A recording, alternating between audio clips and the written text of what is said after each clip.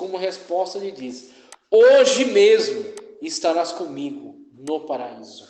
Tá certo? Então, aquele ladrão arrependido na cruz do Calvário, sem obra nenhuma, 0 obras, ele foi o primeiro a entrar no paraíso. Estava indo pro inferno. Ele inaugurou o paraíso, cara. Você vê que coisa extraordinária, né? Então, veja, sem obra nenhuma. Mas ele foi o primeiro a entrar no paraíso, entrou junto com Jesus. Então, você tem essa situação na qual é necessário uma resposta positiva, humana, para que todo o plano salvífico se aplique a ele. Essa é a situação. Fé no processo de salvação de Cristo, a ação do homem. É uma ação, mas não uma obra. É isso que ele vai deixar claro aqui. Pode ler o texto. Pode ler em casa que ele vai dizer. Fé na obra de Cristo não é uma obra. A obra é de Cristo. O que eu faço em relação à obra de Cristo é crer nela. É crer que Jesus é o Salvador, Jesus é o único caminho para Deus, que Jesus é o único que pode nos salvar por causa das suas obras realizadas na cruz do Calvário, de morrer em prol da humanidade, mesmo sendo ele um cordeiro imaculado, que não tinha nenhum tipo de pecado. Por isso que ele disse: a minha vida ninguém a toma, eu a dou. Porque a morte não pode tocá-lo, porque ele não é pecador. Ao homem foi destinado, né, a situação de que o salário do pecado é a morte, como diz Paulo. Se o salário do pecado é a morte, o que acontece com uma pessoa que não tem pecado? Não pode ser atribuído morte a ela, não tem pecado. E aí Jesus, ele rende o próprio Espírito. É Jesus que entrega o Espírito na cruz. E ele morre sem ter pecado, morre vicariamente, morre substitutivamente, morre pelos outros. Morre pelos outros e, como Hebreus explica, pega do seu próprio sangue, isso falando espiritualmente, né? Pega do seu próprio sangue, não sangue de bode, nem de cordeiro, nem de bois, do seu próprio sangue, vai diante de Deus exercer o seu ministério sacerdotal, não conforme a ordem de Levi, mas sim conforme a ordem de Melquisedeque, que não tem nem começo nem fim de dias. Vai no Santo dos Santos, não do templo humano, de pedra, feito com mãos humanas, mas no templo diante de Deus, diante do trono de Deus, e faz a expiação, ou seja, o seu sangue purificando-nos de todo pecado. Por isso que é dito que o sangue de Cristo nos purifica de todo pecado, que o sangue de Cristo, caindo sobre aqueles que aceitam Ele como seu Salvador, os purifica de todo pecado. Nós temos então uma situação na qual nós podemos ir diante de Deus, adentrar diante de Deus. Por isso que o véu se rasgou de cima a baixo, quando Ele deu o brado na cruz. Ele abriu o Santo dos Santos. Ele nos abriu um acesso direto ao trono de Deus, por meio de Cristo, esse caminho. Por isso que ele é, veja, o único mediador entre Deus e os homens. Jesus é o único mediador entre Deus e os homens. Jesus Cristo, homem, tá certo? Agora, você pega um pouco. E ali também ele estava mostrando para o pessoal, ó, o véu agora se rasgou. Você não precisa vir mais no templo. Ótimo, exatamente. Todo aquele então, meio obsoleto, tudo obsoleto, tudo perdeu o uso. Por quê? Agora o cordeiro perfeito foi sacrificado. Então, ó, tchau. Acabou a relevância de todo esse ministério. Arrependimento é uma ação humana. O que é um arrependimento verdadeiro? O arrependimento requer consciência, autoconsciência em relação aos seus erros. Obrigado. Então, o arrependimento requer autoconsciência em relação aos seus erros, tá? Então, aquele que se arrepende, confessa. Como é dito pelo profeta, aquele que confessa e deixa alcança misericórdia. Então, para um autêntico arrependimento, é necessário um real reconhecimento. Então, a pessoa se reconhece pecadora diante de Deus, tendo sido ela um assassino, um genocida, tendo matado muitas pessoas, ou tendo sido ela um pecador dentro do seu apartamento, com as suas carnalidades, com seus pensamentos impuros. Não importa, desde que ela reconheça-se pecadora, o sangue de Jesus nos purifica. Veja, presta atenção. O sangue de Jesus nos purifica de todo pecado. O sangue de Jesus nos purifica de todo pecado. Então tem gente que não entende a amplitude dessa declaração. Não, mas se ele for um assassino, o sangue de Jesus nos purifica de todo pecado. Se ele for um estuprador, o sangue de Jesus nos purifica de todo pecado. Se ele se arrependeu de verdade, o profeta diz que aquele que se arrepende e deixa, alcança misericórdia, não importa o tamanho do pecado, importa o tamanho do Salvador. Ele se arrependeu do seu pecado, o sangue de Jesus nos purifica de todo pecado. Ele se coloca diante de Deus e ele é salvo pela pessoa bendita de Cristo Jesus, não é por ele. Por isso que tem gente que diz: ah, mas era tão bonzinho, não fazia nada de mal, pagava suas contas, fumava seu cigarrinho, não mexia com ninguém. Ninguém é salvo por ser bom, porque ninguém é bom. Todo mundo é mau, todo mundo é pecador, maior ou menor, causando mais prejuízo ou até não causando prejuízo nenhum. É pecador. Então, a salvação não é por obras, não é porque é bonzinho, não é porque isso e aquilo, não. A salvação é por meio da pessoa bendita de Cristo Jesus. O sacrifício vicário, o sacrifício substitutivo, isso. Ter fé, crer na pessoa bendita de Cristo Jesus, se arrepender de seus pecados, reconhecer esse pecador e clamar por misericórdia, né? Requerer a salvação em Cristo Jesus. Palavra de confissão, conversão humana, que é chamada também a palingenesia do grego. E essa conversão humana, ela diz respeito a duas situações, tá? Ela diz respeito à metanoia e à epistrefe, tá? Metanoia é mudança de mente. Então, quando a pessoa se arrepende, veja, enquanto a pessoa está brincando de se arrepender, nada acontece. Sabe a pessoa que veio para o Evangelho porque as ideias são legais, porque o ambiente é gostoso, porque os amigos são leais, tá? A pessoa que veio para o Evangelho porque o ambiente é bom, é seguro. Nada disso. Sim, deixa eu ver. Nada disso salva, tá? Nada disso é suficiente para, se quiser atender, nada disso é suficiente para a salvação. Tá? Então o que acontece? Quando há uma salvação de verdade, há um arrependimento. Se houve arrependimento, houve reconhecimento de pecado. Mas grande ou pequeno, não interessa. O que interessa é o tamanho de Salvador. Então veja, houve reconhecimento de pecado. Se houve reconhecimento de pecado, houve pedido de perdão a Deus. Então, primeiramente a Deus. Se a pessoa causou muitos danos, ela vai sentir a necessidade de se arrepender e pedir perdão para as pessoas a quem ela prejudicou, se reconciliar com essas pessoas, ou pelo menos externar para elas que ela se arrepende dos seus atos. Isso é um arrependimento verdadeiro, autêntico, tá? Então ela pede perdão a Deus, ela confessa os pecados e ela é recebida por Deus por meio de Cristo Jesus. Ela é perdoada e ela é salva, tá? Ela agora está dentro daqueles que são integrantes do corpo de Cristo Jesus. Ela faz parte da igreja de Cristo Jesus. Acontece dentro dela um processo chamado metanoia. O que é metanoia? A mudança de mente. Como é que era a mente dela antes? Era movida pelo pecado, era movida pelo ódio, era movida pela cobiça. Como João diz, olha, concupiscência da carne, concupiscência dos olhos, soberba da vida, tá? As formas como o pecado se manifesta. A carne e seus desejos, os olhos e tudo aquilo que ele cobiça, e a vida e a sua soberba.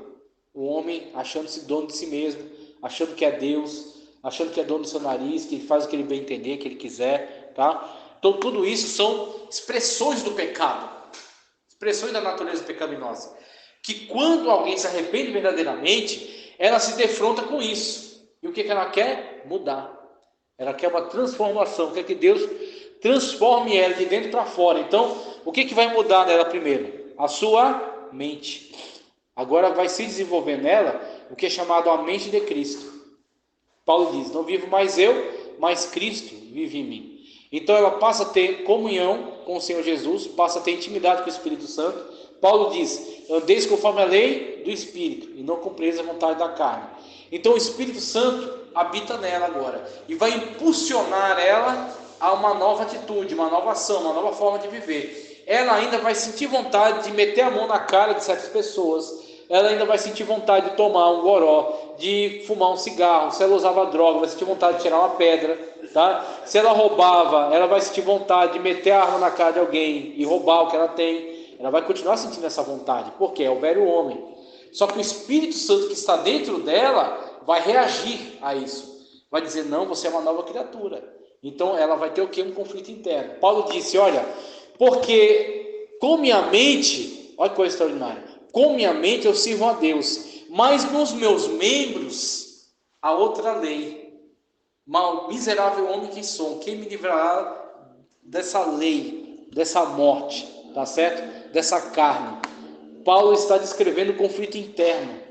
Então a pessoa, ela frequentava prostíbulos, ela continua tendo esse desejo. Só que ela resiste a ele. Só que ela vai crucificar. Veja, do jeito que Cristo passou pela cruz, nós também passamos pela cruz, num processo salvífico. Ela vai crucificar seu velho homem, tá? Não atender ao desejo da carne, como Paulo diz. Não empresteis vossos membros como veículo do pecado. Antes apresentai-vos a Cristo, como escravos de Cristo para salvação. Ou você é escravo de Cristo para a salvação, ou você é escravo do pecado para a morte. Então, se você é escravo dos seus vícios, você é escravo do pecado para a morte. Se você é escravo de Cristo, você é escravo de Cristo para a salvação. O escravo faz o que ele quiser? Não, ele faz o que o seu Senhor quer. Por isso que Jesus disse: aqueles que são meus amigos têm que fazer o que eu mando. Então você tem a situação na qual você quer fazer, você consegue fazer, você tem o dinheiro para fazer e você não faz. Por quê? Porque Jesus manda em você, não você mesmo. E aí você quer fazer, você diz: não vou fazer. Não, mas eu posso fazer, mas ninguém vai ver. Não, mas Deus vê. Deus que está comigo, que vê. O Espírito que está comigo, que vê. Aí você não faz. Pronto. Você é escravo de Cristo para a salvação. Você não faz a sua vontade. Você faz a vontade de Cristo. Aí você pode abrir a boca e dizer: não vivo mais eu, mas Cristo vive em mim. De fato, quando você vive dessa maneira. Aí você tem o quê? Uma mudança de mente. Metanoia. A sua mente agora, ela é conduzida pelo Espírito Santo. O Espírito Santo diz: olha, isso aqui não me agrada. Esse palavreado aí não me agrada, isso não é de um servo de Deus. Esse comportamento aí não me agrada. Trata de mudar isso. Trata de evitar esses lugares. Trata de evitar essas rodas aí. Roda dos escarnecedores. Essa mesa dos escarnecedores. O Espírito Santo de Deus vai guiando sua mente. Você tem uma nova mente. Você não é mais aquela pessoa que pensava daquela forma pecaminosa. Você até tem impulsos pecaminosos, mas você controla eles e sujeita a Cristo Jesus. Conversão, né, que ele vai tratar aqui, é exatamente isso. Metanoia, mudança de mente. Epistrefo, mudança de atitude, mudança de ação. Por causa de uma nova mente, uma nova ação. As pessoas olham para você de fora e dizem: como que essa pessoa mudou? Como que essa pessoa que era desse jeito, mentirosa, trapaceira, enganosa, safada, né, cachaceiro, violento, como que essa pessoa mudou? Novamente. Você vê, nenhum tratamento psicológico oferece isso. Por quê? Todos eles são externos. Um homem te dizendo sobre isso, sobre aquilo, enfiando remédio em você, para você ficar dopado. Não muda você. O que muda você é alguma coisa que te muda por dentro. De dentro para fora. Que é uma mudança chamada metanoia, mudança da sua mente. Tipo de conversão, conversões enganosas, tudo isso aqui a gente falou. Conversões momentâneas, isso aqui é semente que nasceu na pedra, tá certo? Ele até cita aqui, ó, Himeneu, Fileto, Alexandre e Demas, todos eles que abandonaram Paulo. Conversões permanentes, justificação. Ação de Deus pelo homem. O que é justificação? A justificação, eu vou esclarecer para vocês tranquilamente, para a gente caminhar para o encerramento da aula. A justificação para seguir para a regeneração. Veja, a justificação é quando você não tinha nenhuma condição, tá, de se justificar diante de Deus. Você não tinha nenhuma condição de se justificar diante de Deus, de se auto-justificar diante de Deus, tá? Os pecados fazem separação entre você e Deus.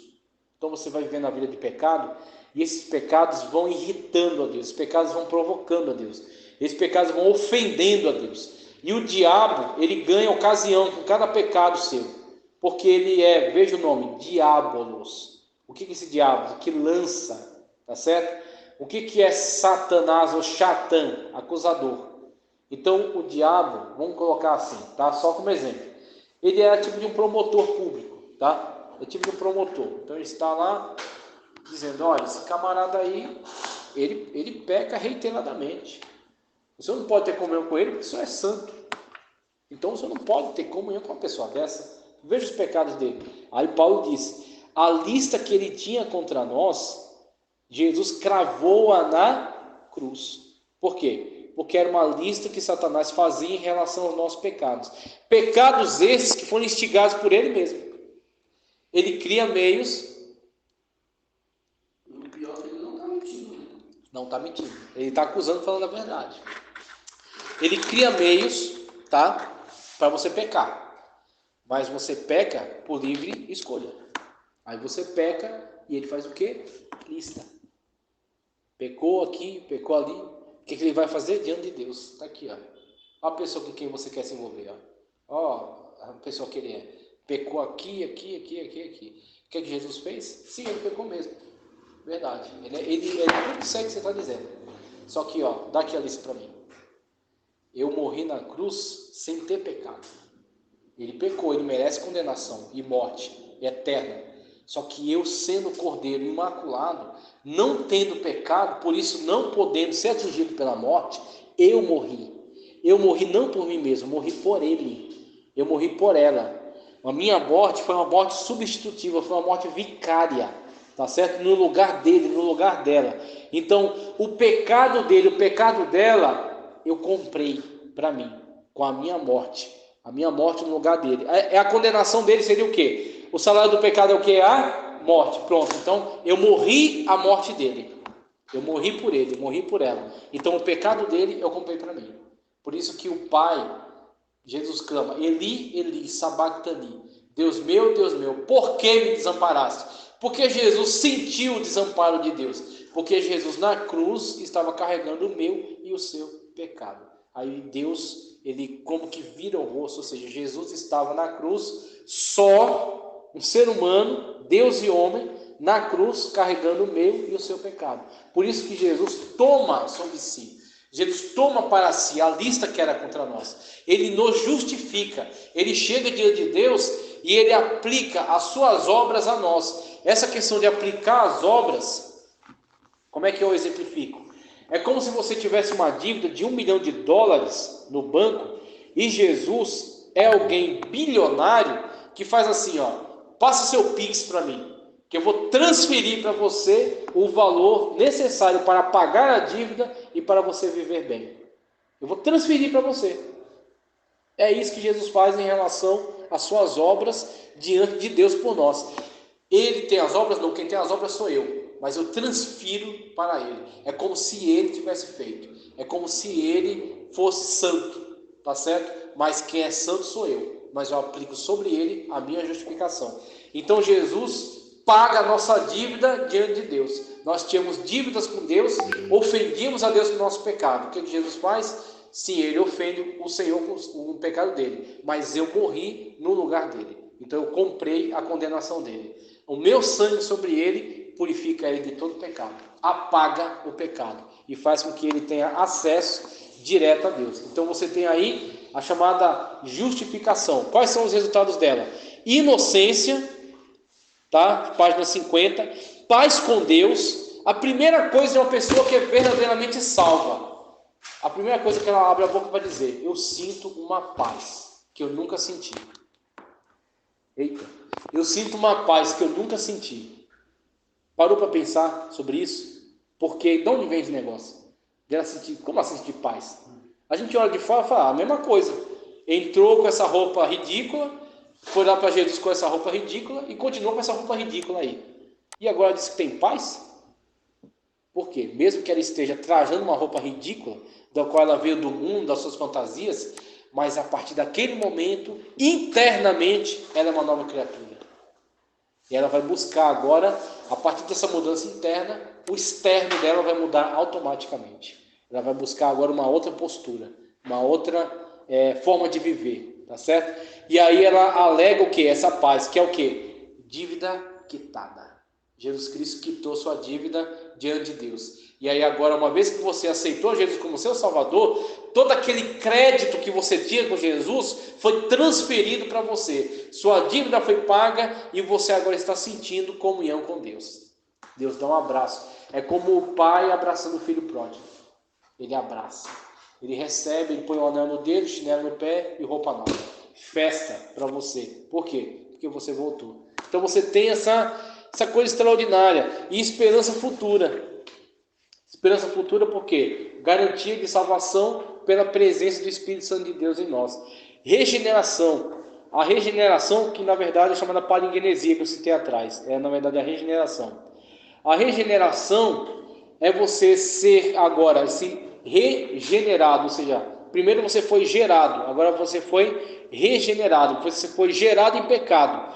Por isso que Paulo coloca assim em Romanos, ó, no primeiro Adão, todos caíram. Que é o primeiro Adão, aquele de onde vem toda a humanidade. Eles caíram, todos caíram em Adão, porque são descendentes dele, tá? No primeiro Adão, todos caíram. Aí Paulo chama Jesus de segundo Adão. Segundo Adão é muito interessante, por quê? Porque Jesus foi gerado pelo Espírito Santo no ventre de Maria como um Adão. Adão, quando foi gerado por Deus, não tinha pecado. Não tinha pecado. Perfeito no paraíso. Jesus foi gerado no ventre de Maria como segundo Adão. E Paulo pega esse gancho. No primeiro Adão, todos caíram. No segundo Adão, todos são regenerados. Tá certo? Você tem a situação agora no qual, em Jesus, nós somos feitos nova criatura, nova natureza. Aquilo que eu descrevi para você sobre a metanoia.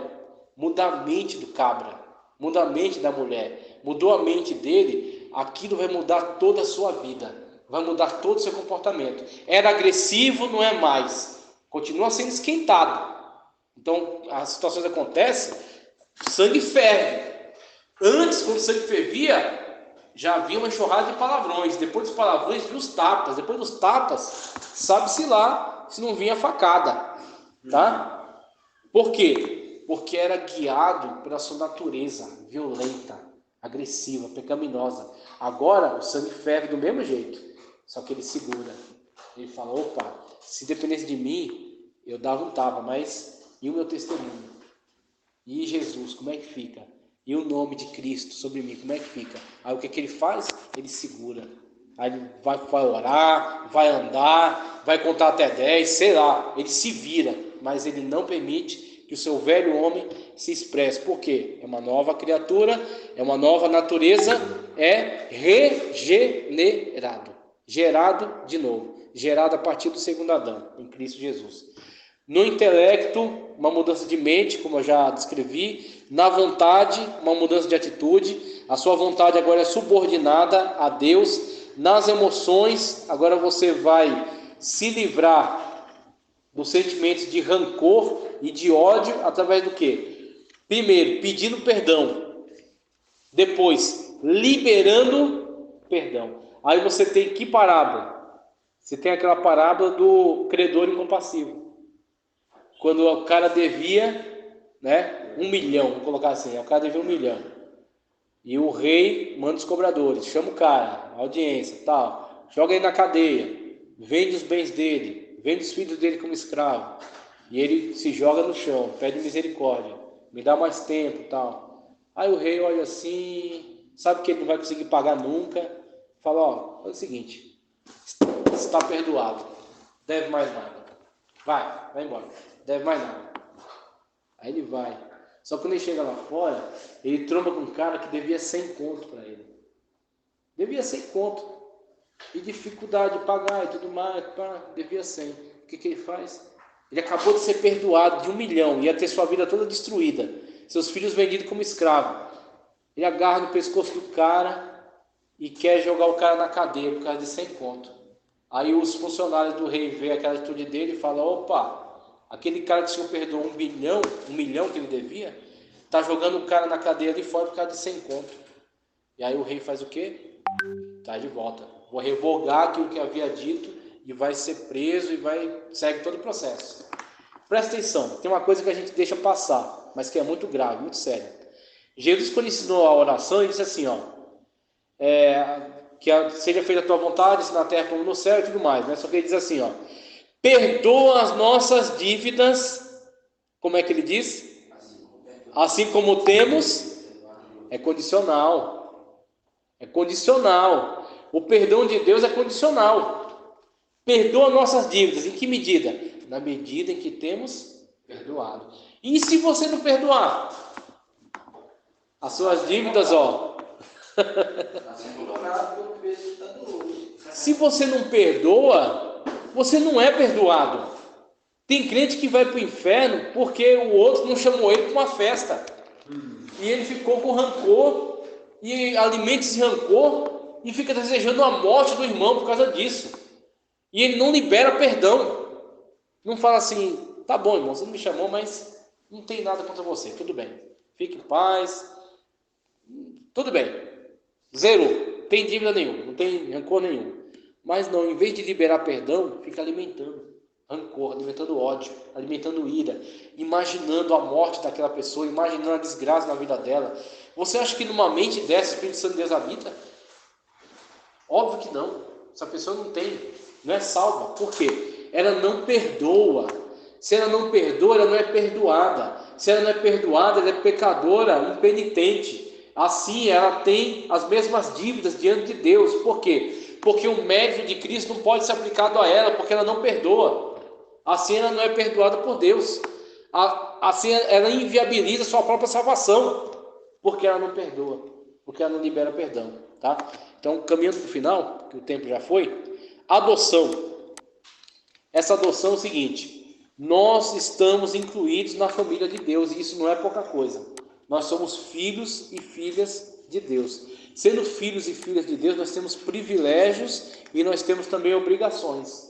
Privilégio no sentido de que nós participamos da natureza de Deus, nós participamos da família de Deus, nós participamos da intimidade de Deus, que é o privilégio do filho. O filho tem acesso a tudo que o pai tem. Assim nós temos acesso a tudo que é da parte de Deus. Os dons, o Espírito, o poder, a autoridade, as bênçãos futuras, as bênçãos celestiais, tudo isso nós temos acesso. Mas nós temos também obrigações. Nós temos que ser obedientes a Deus como nosso Pai. A adoção me torna filho legítimo, na página 40. A adoção me inclui na herança. Então nós temos uma herança em Cristo, tá? Adotado agradou o adotante, o adotado agradou o adotante, o adotado agora tem pai, tá? O adotado possui uma nova família e deve viver nela, e aí ele termina com evidências da salvação, e aí ele já vai para os questionamentos. Evidências da salvação, o que é? Para sermos bem tranquilos e resumidos nisso aqui. A evidência da salvação é aquilo que Jesus descreveu sobre a árvore e seus frutos. Como é que se conhece a árvore? Pelos seus frutos, né? Então pronto, é isso que ele está falando quando ele fala de evidência da salvação.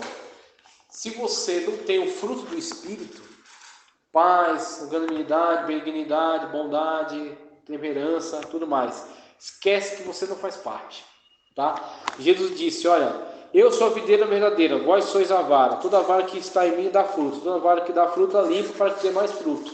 E a vara que não dá fruto, corta. É isso aí.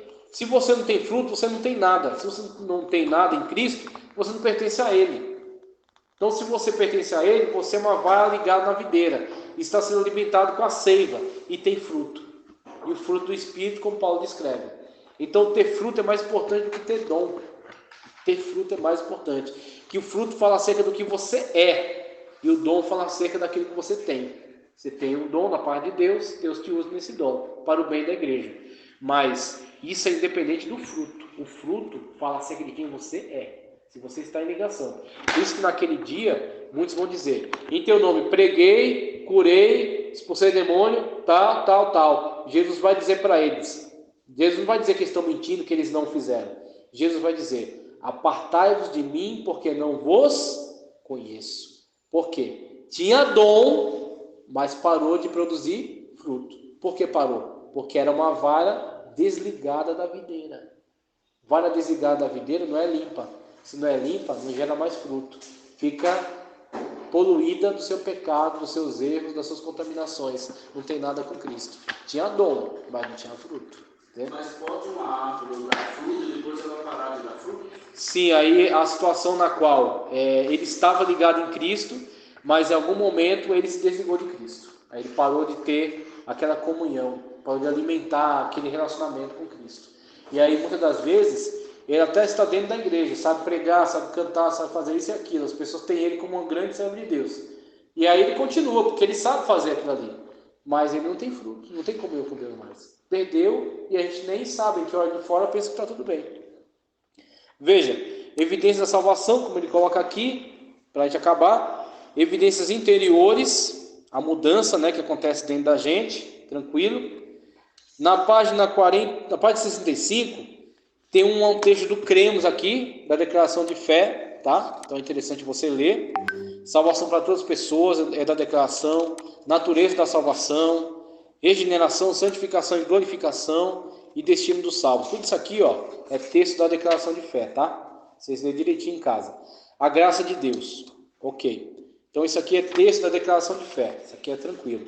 Questionários,